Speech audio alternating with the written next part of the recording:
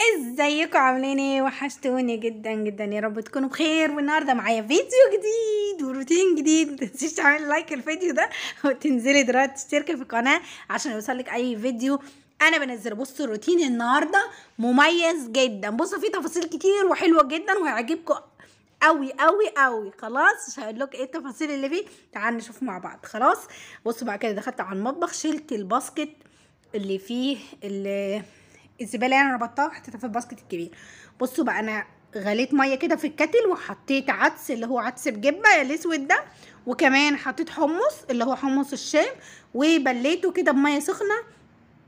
هي مش سخنه يعني، ميه بتغلي من الكتل اكني هعمل شاي. ليه بقى؟ علشان هنعمل كشري اللي هو الحله الواحده. خلاص تعالوا اوريكم بقى طريقته عامله ازاي، وسهله وسريعه، وهنعمل جنبيه بقى حاجات كتير قوي، سلطه بقى وبصوا وعيش وحاجات. بصوا اكله جامده. خلاص وهنعمل حمص شام وهنعمل حاجات كتير، فتعالوا شوفوا الطريقه.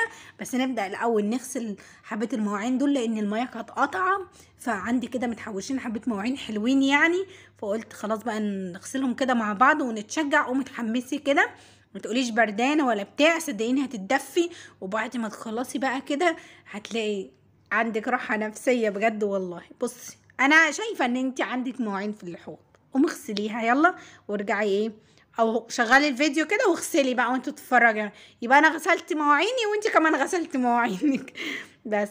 فتعالوا شوفوا كده هنعمل ايه مع بعض النهارده. روتين حلو جدا زي ما بقول لكم. شكرا على الناس اللي دخلت لي الفيديو اللي فات، بجد بشكركم من كل قلبي، وشكرا على الكومنتات الجميله اللي انتوا كتبتوها لي. ربنا يخليكم ليا، احلى ناس في الدنيا. وشكرا على الناس الجديده اللي دخلت لي، بجد ده شرف ليا وعلى دماغي من فوق طبعا. وشكرا للناس القديمه اللي دايما بتعلق لي، انا خلاص تقريبا حفظتكم يعني. ربنا يخليكم ليا، احلى ناس في الدنيا عفوا. بس خلاص بقى كده، ومسكت كل المواعين زي ما انتوا شايفين كده، غسلتها. ما كانش فيه صابون سائل يعني، فضيت صابون سائل. انا بكسره يعني، مثلا احط ربع الازازه كده او التلت بتاعه واكملها ميه وابدا ان انا اغسل بيه، بصراحه بيرغي وحلو جدا. خلاص بدأت كده انشطف المواعين علشان اخلصهم كلهم بقى. كوبايات بقى معلقه كده في المنظم بتاعها باول باول. قلت بقى ان انا اغسل المواعين دي كلها علشان الميه بتقطع تاني والكلام ده. بصوا طريقه الكشري دي اللي انا هعملها سهله وحلوه جدا زي ما قلت لكم، ومش هتاخد معاكي وقت ولا اي حاجه غير الكشري التاني اللي احنا بنعمله في كذا حله وكده. يعني نعمل المكرونه لوحديها والرز بشعريه لوحديه والكلام ده. لا انا بحب الطريقه دي. ليه؟ ومش بيعجن مني، وهقول لك مش بيعجن مني ازاي، وفي نفس الوقت بيطلع معايا سخن، وانا بحب الكشري سخن بصراحه. خلاص فتعالوا نشوف بقى هنعمله ازاي، والطريقه بتاعتنا سهله وحلوه جدا. كده انا خلصت كل المواعين. همسك بقى البوتاجاز كده، كان محتاج بس يتلمع كده تلميعه بسيطه يعني، هو مش امسحه بس كده بالفوطه وخلاص. ليه المعه كده؟ لان ما بعرفش اشتغل على البوتاجاز طول ما هو متوسخ. ممكن اطبخ وبعد ما اطبخ هو يتوسخ تمام ماشي، لكن هو متوسخ وابدا ان انا اشتغل عليه لا، ما بعرفش، لازم يتمسح الاول. مسحته كده ونضفته وخليت الدنيا زي الفل، وحسيت ان الدنيا خلاص ما بعرفش اشتغل والدنيا مكركبه حواليا، لازم تبقى رايقه كده مفيش مواعين.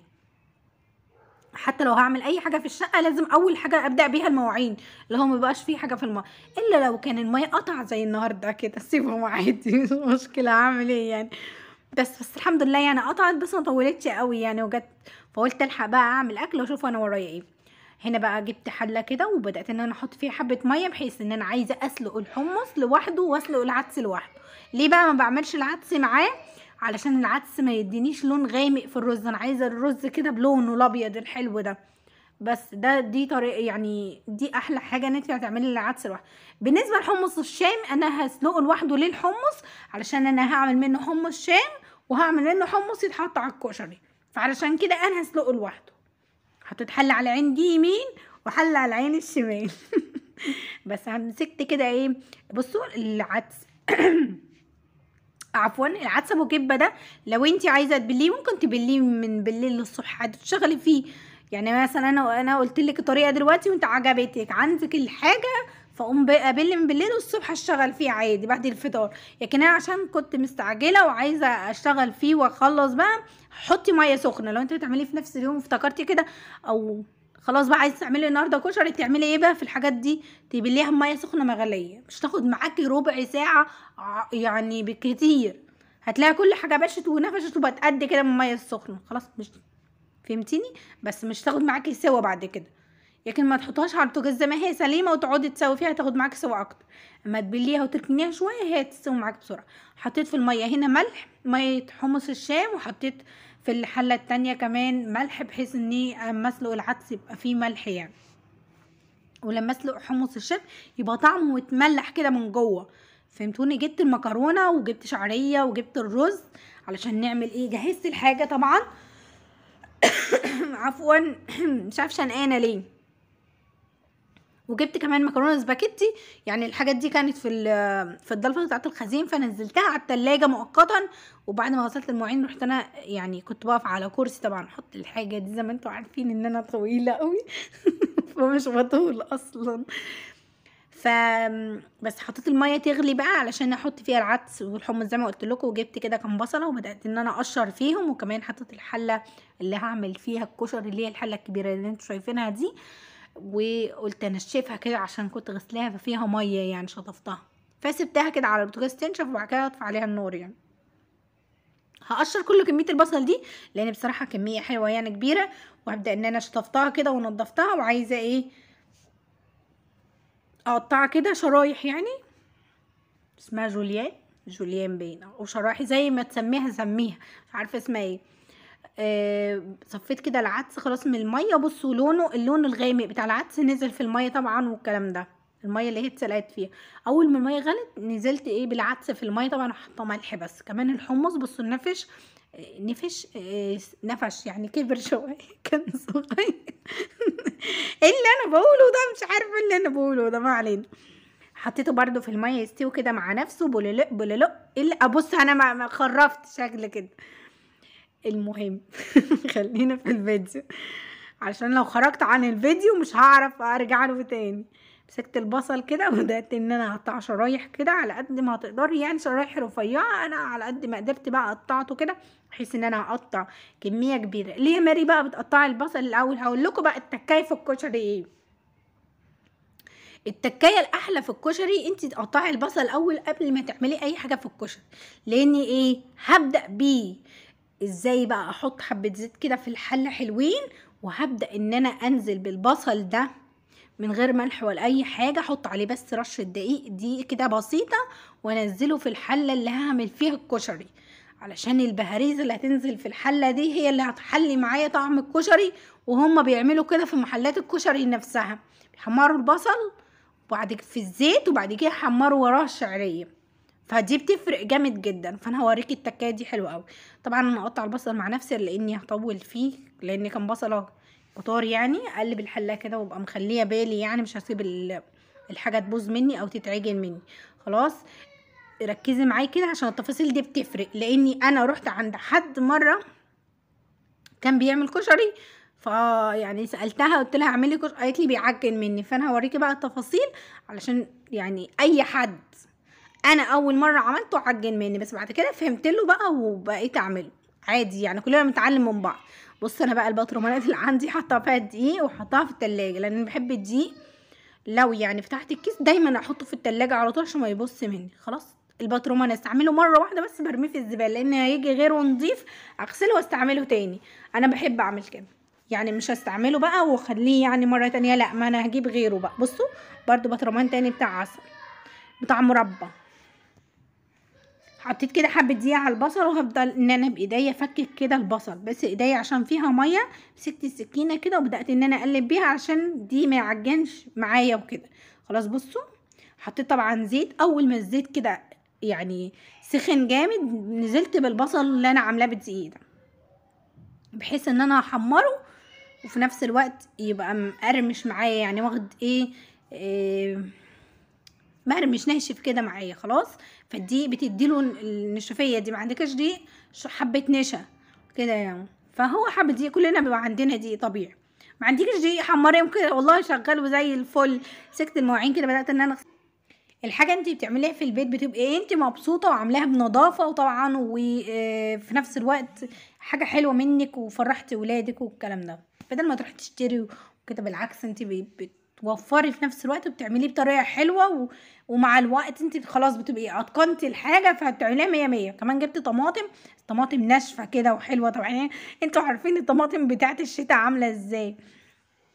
غسلتها كده ونضفتها علشان انا عايزه اعصر الكميه دي كلها، بحيث ان انا اعمل منها حمص الشام واعمل منها الكشري، الصلصه بتاعت الكشري يعني. بس جبت الخلاط بتاعي كده، احط فيه بس حبه ميه صغننين خالص بحيث ان الخلاط كده يلف يعني. شايفين كل الطماطم دي انا هقطعها وابدا ان انا اضربها كده في الخلاط، بحيث ان ايه يبقى عندي عايزه الطماطم تقيله يعني، لان هي زي ما انتم شايفين خضره كده. فانا قبل ما اتكلم في اي حاجه في الفيديو انا بعتذر منكم، لان صوت مارو طارق عمال يزن يزن يزن الولاد بياخدوا مني التليفون وهو عايز يلعب عليه. مش عارفه انا كنت بقول لكم ايه، والله العيال نسوني اصلا يعني. العيال دول ما شاء الله عليهم ملايكه ملايكه قلت اضرب الطماطم كده، وبعد كده افتكرت ان انا حاطه الشعريه على النار فمش عايزاها تتحرق. بعد ما طلعت البصل وصفيته كده كويس، لا مش طلعت لسه ما عملتش الشعريه صحيح، انا لسه بحمر في البصل. بقول لكم العيال نسوني انا ما عملت ايه اصلا في الفيديو والله العظيم. ومسكت العدس كده بغيبه واقلب البصل عشان ما يتحرقش، وفي نفس الوقت مش بحط له ملح عشان ينشف معايا كده بسرعه ويطلع معايا متحمص كده. بس اول ما خلاص يبدا ان هو يغمق مني وياخد اللون اللي هو الاحمر الغامق ده، او يتحمر جامد يعني ما اعرف يتحمر، احط له ملح. هنا بقى نزلت كده بالعدس وشطفت بقى ايه العدس كده وهبرده بحيث ان هو يبقى بارد يعني، واحطه في علبه كده واستنى ايه، مش في علبه، في طبق غويط يعني، بحيث ان انا احطه على الكشري خلاص. عشان انتوا زي ما عارفين ان ما بحبش احطه في نفس الحله. ممكن تحطيه في نفس الحله بعد ما انا نقعته عادي، وما اجي اعمل الكشري احطه معاه مع الرز والشعريه. اوريكم دلوقتي احطه امتى، بس انا ما حبيتش انا عشان ما بحبش الرز لونه غامق خلاص، لان جربته مره طلع اللون بتاعه غامق يعني. بصوا البصل بدا ياخد اللون معايا. كل ده انا ما حطيتش ملح ولا حطيت اي حاجه، وببدا ان انا افرده كده واحده واحده بحيث ان هو ايه يبدا يتحمص معايا يعني. عايزاه ايه مقرمش، يطلع مقرمش جامد خلاص. هنا كمان قطعت كده فلفل وطماطم وخيار وبصل، فلفل رومي وفلفل شطه. ما قطعتش بصل ولا حاجه عليه عشان عايزه اعمل كده حبه سلطه كمان جنب الكشري. فقلت استغل الوقت وانا بحمر ايه البصل، استغل الوقت وافضل ان انا اقطع الايه السلطه. عملت سلطه يعني خضرة عاديه، وحطيت فصين توم كده وكزبره وكمون وعصرت عليهم ليمونه. بس لما اجي اطلع السلطه بقى ابدا ان انا ارش عليها ملح. متحطيش ملح دلوقتي خالص علشان ما يتبلش منك السلطه، ما تبقاش دبلانه يعني. عندي بقى التقديم عرش الملح عادي خلاص. هنا بقى مسكت المكرونه سباكيتي بقطعها على 3. هقولك ليه، علشان في الحله تيجي تقلبي تبقى انتي عارفه تقلبي، وفي نفس الوقت مش طويله قوي المكرونه السباكيتي وما تتكسرش منك. انا عايزه بشكلها الحلو كده، فاهميني. هنا بقى بدوق بقى الايه الحمص الشام، لقيته لا لسه ما استواش بصراحه، ني وكان محتاج سنه ملح بسيطه، حطيت له ملح. وهنا بقى ايدي على البصل كده بحيث ان انا عايزه احمره زي ما قلت لكم، فيبقى مركزه معاه شويه فاهميني عشان ما يتحرقش مني يعني. وبعدين خلطه بصل لما عيني طلعت ودمعت وخربت الدنيا، فلازم اهتم بيه يعني. هنا بقى جبت مناديل وجبت البلانشة بتاعتي وبدأت ان انا افرد عليها المناديل، علشان عايزة احط البصل على البلانشة كده وعلى المناديل بحيث ان هي يتنشف اكتر يعني، علشان يشرب الزيوت اللي فيه يعني. الزيت اللي فيه في البصل زيت، بس بصوا بأمانة طلع احمر ولونه حلو ومقرمش كده من حبة دقيق. تفرق جدا لما تحطي حبة دقيق عليه خلاص، بس ما تعجنيش يعني، فما ترش كده بس مش تعجني وايديكي تلزق فيه ويبوظ، لا ترشيها رشه كده خفيفه فيطلع معاكي حلو. هنا بقى جبت معلقه صغيره عشان اصطاد بقى البصل بالزيت خلاص. طبعا الزيت ده بيبقى فيه فتافيت كده، بصوا هوريها لكم. شايفين دي بقى البهاريز بتاعه الكشري، هي دي بقى اللي تفرق معاكي جدا في حله الكشري خلاص. كمان جبت شعريه كده.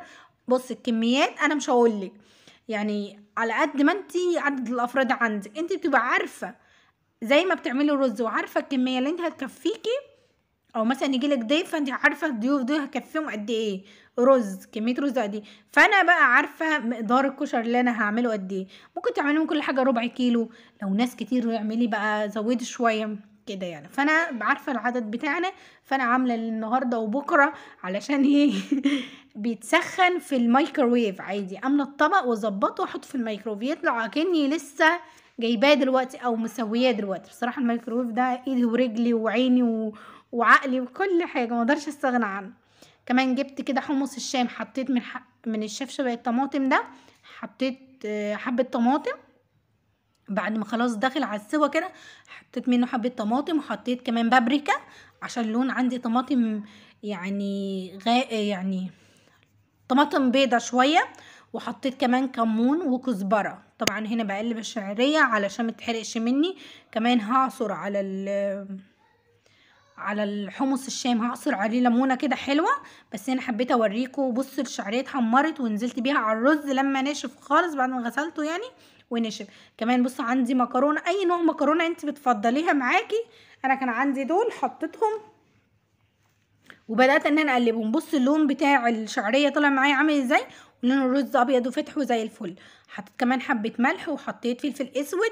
ليه حطيت الملح في المرحله دي؟ علشان اعرف اقلبه كويس.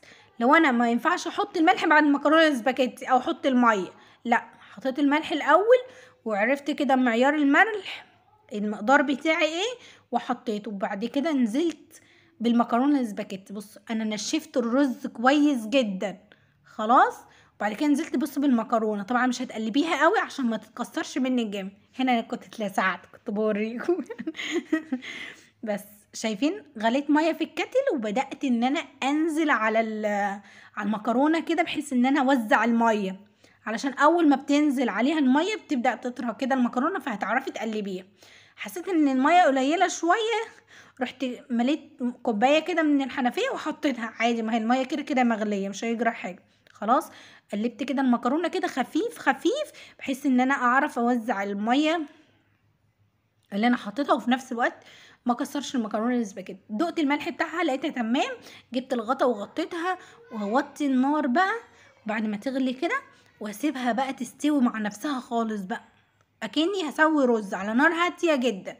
فهمتي اللي بيفرق؟ ان انت بتنشفي الرز كويس من الميه، في نفس الوقت انت بتعملي تستغلي الزيت بتاع البصل ده بيفرق في طعم الكشري، وتظبطي الميه بتاعتك، هو مش هيتعجن منك ولا اي حاجه. خلاص وقبل ما يستوي بحاجه بسيطه كده وتعرفي خلاص هيستوي، وتعرفي الحله يعني تشوفيه تلاقيه هيستوي حاجه بسيطه، تروحي تقلبي الحله تقلبيها كويس من تحت لفوق، وبتغطي عليها وتسيبيها على النار شويه، بعد كده تطفي عليها وتسيبيها بقى مع نفسها. خلاص هو الكشري يطلع معاكي مفلفل وزي الفل، وهديك هتشوفي.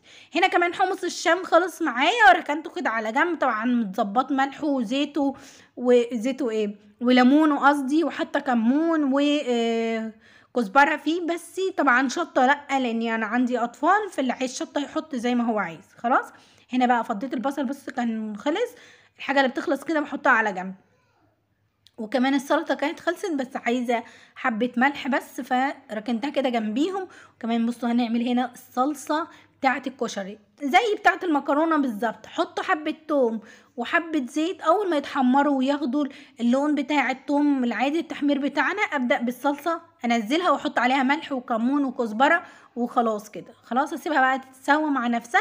انا قلت لكم بس مش عايزه اطول في الفيديو، في حاجات يعني شلتها كده من الفيديو لاني تسبيكه عاديه فمش عايزه اطول عليكم. خلاص هنا جبت العيش قصقصته كده، وطبعا ما عنديش زيت زي ما انتوا شفتوا اللذيذه خلصت، فقلت استغل الميكروويف واعمل ايه، احط فيه عيش واحمصه.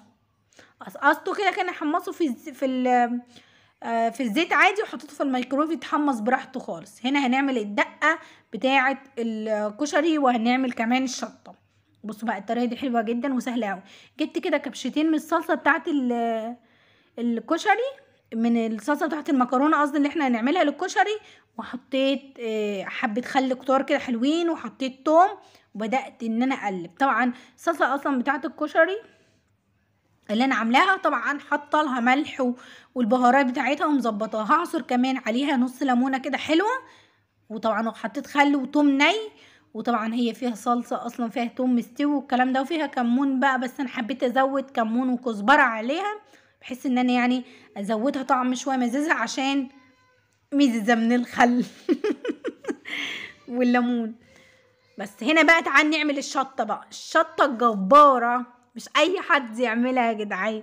بص بقى الشطه دي بجيب حبه زيت على النار، اول ما يبدأ كده الزيت يعني يغلى كأني حمر فيه بطاطس، انزل بقى بالشطه. خلاص انزل بالشطه وابعدي وشك بقى، لان الشطه حتى لو حاميه حاجه بسيطه بتسخن اكتر، معرفش بتبقى فظيعه الشطه ام زيت دي.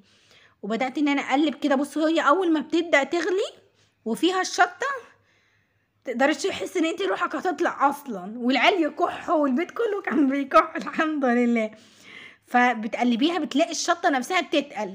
خلاص هتجيبي هنا ايه طماطمايه كده، مش بتروحي بتاع الكشري بتلاقي الشطه ام زيت عليها كده كم طماطمايه حلوين كده. وبدات ان انا ايه جبت طماطمايه كده وقطعتها. بصي هي بتغلي ازاي معايا وانا بنزل عليها الطماطم مولعه، حطيتها كده وبدات كنت احطها بصراحه في طبق ازاز، قلت خفت يفرقع لاني طبعا الشطه لسه نازله مع النار وزيت وكده، خفت يتكسر الطبق، فقلت خليها تهدى شويه وبعد كده ابدا انزلها بقى.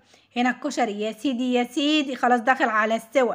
هبدا بص قرب على السوا، هبدا امسكه كده واقلب الحله كلها. خلاص المكرونه طريت معايا بتتقلب معايا عادي، واقلبها واغطيها بقى تستوي تكمل سواها. خلاص برضو دي كانت تفرق معاكي جدا، ما تسيبوش لما يستوي على الاخر، لا تقلبيه. بصوا بقى تعالوا تعالوا، بصوا بقى عملنا السلطه، حطيت لها ملح كده وبدات ان انا اقدم معاكم الاكل. بصوا العيش اللي انا حمصته في الميكروويف رشيت عليه ملح وفلفل اسود. بصوا بقى هو عيبه ايه العيش، هو حلو اتحمص وحلو قوي بس الملح مش لازق فيه عشان ما فيهوش دهون، ما فيهوش ماده دهنيه، ما فيهوش زيت يعني بمعنى صح. جبت كمان البصل اللي اتحمرته، وجبت العدس، وجبت الحمص. الحمص انا شلت منه شويه علشان ارش على الكشري، والباقي عملت حمص شام معاكم. خلاص بس الكشري انا بقى بحب الكشري بتاعي علشان بيطلع سخن كده، شايفين متفلفل وحلو ازاي، وقلبته جامد جدا. بصوا شايفين عامل ازاي، شايفين البخار اللي طالع من الحله دي تفرق معايا والله العظيم. هنا بقى شغلت على الصلصه بتاعت الكشري علشان تسخن معايا لو كانت بردت ولا حاجه. خلاص بصي الكشري عامل ازاي بالواحده، مش متعجن نضيف، انت اللي عاملاه في بيتك فيه بركه، في نفس الوقت انت اللي عاملاه، مبسوطه ان انا عاملاه. انا بعمله على فكره على طول، ومش اول مره اعمله معاكم على القناه، عملته قبل كده بس في فيديو قديم مش فاكره، بس يعني عملته معاكم قبل كده. بصوا بقى انا اغرفي بقى الكميه اللي انت هتكفي ولادك يعني، او هتزيد منهم عادي خالص. بصي الباقي قاعد كمان يكفينا لبكره صدقيني، لاني الكميه اللي انا عملتها كبيره علشان زي ما قلت لكم عشان ناكل بكره. تبقى اسخن بس كده في الميكرويف، يعني اعمل الطبق واسخنه وخلاص. بصوا بقى كده لان انا عندي بيعشقوا الكشري. نزلت بقى بالعدس الاول، شايفين كده العدس ده متبرد وبارد عادي، ما الكشري كله سخن وكله هيتقلب في بعضه. خلاص حطيت كميه العدس لان في ناس بتحب العدس وفي ناس ما بتحبوش مع الكشري. كمان هحط برضو، بص جبت الصلصه سخنه على فكره، بس انا حبيت ان انا ازودها اكتر سخونيه يعني. بصوا شايفين سخنه ازاي. قبل ما احط البصل قلت احط الصلصه كده. بصوا بحط الصلصه، بصوا الصلصه اصلا طالعه معايا تقيله وحلوه يعني، لان هي الطماطم اصلا كانت خضره، فانا حطيت لها بابريكا عشان يعني تديني لون شويه وفي نفس الوقت. بصوا